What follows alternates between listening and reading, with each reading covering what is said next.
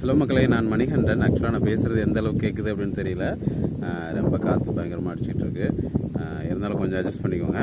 So இன்றைக்கி நான் வந்து நாமக்கல் மாவட்டத்தில் வந்து கலெக்டர் உமாதேவி மேடம், ஸோ உமாதேவின்னு தான் நினைக்கிறேன். ஸோ மேடம் பார்த்திங்க அப்படின்னா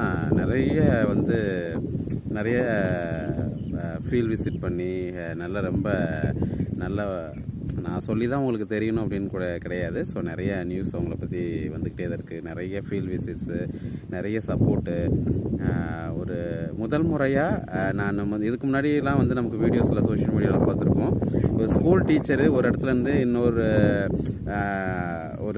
வேறு ஸ்கூலுக்கு அவங்க ட்ரான்ஸ்ஃபர் ஆகுறாங்க, இடமாற்றப்படுறாங்க அப்படின்னா நம்ம நிறைய இடத்துல பார்த்துருக்கோம். இப்போ ரீசெண்டாக கூட ஒரு ஹச்எம் வந்து இப்போ இந்த 5th ஸ்டாண்டர்ட் ஸ்டூடெண்ட்ஸ் எல்லாம் டிசி வாங்க வரும்போது அவங்க எவ்வளோ ஃபீல் பண்ணி ஒரு ஹச்எம் அழுதாங்க. அவங்கள சுற்றிட்டு அவ்வளோ சில்ட்ரன்ஸ் வந்து கவர்மெண்ட் ஸ்கூலில், நான் சொல்கிறது கவர்மெண்ட் ஸ்கூலில் ஒரு சில்ட்ரன்ஸ் வந்து எல்லாருமே அவங்ககிட்ட வந்து கட்டி பிடிச்சி அழுது. ஸோ அப்படி நான் பார்த்தேன். ஸோ இதுக்கு முன்னாடி பார்த்திங்க அப்படின்னா நிறைய வந்து பார்த்திங்க அப்படின்னா நம்ம ஜீ தமிழெல்லாம் பார்த்துருந்துருப்போம். நிறைய டீச்சர்ஸ் வந்து ட்ரான்ஸ்ஃபர் ஆகி போகும்போது போக விடாமல் தடுத்து நிறுத்தின ஒரு கதைகளும் நம்ம பார்த்துருக்கோம்.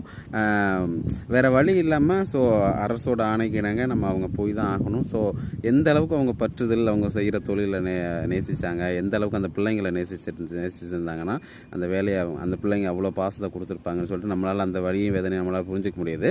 ஆனால் முதல் முறையாக ஒரு கலெக்டர், என்ன சொல்கிறது, ஒரு மாவட்ட ஆட்சியர் ஒரு இடத்துல இருந்து, ஸோ இப்போ கவர்மெண்ட்டில் வந்து அவங்க துறை சார்ந்து அவங்கள வந்து ட்ரான்ஸ்ஃபர் பண்ணியிருக்காங்க. சென்னையில் வந்து ஏதோ தமிழக அரசின் திட்ட செயலாக்கத்துறை செயலாளர் ஏதோ அப்படின்ற மாதிரி நான் பார்த்தேன்.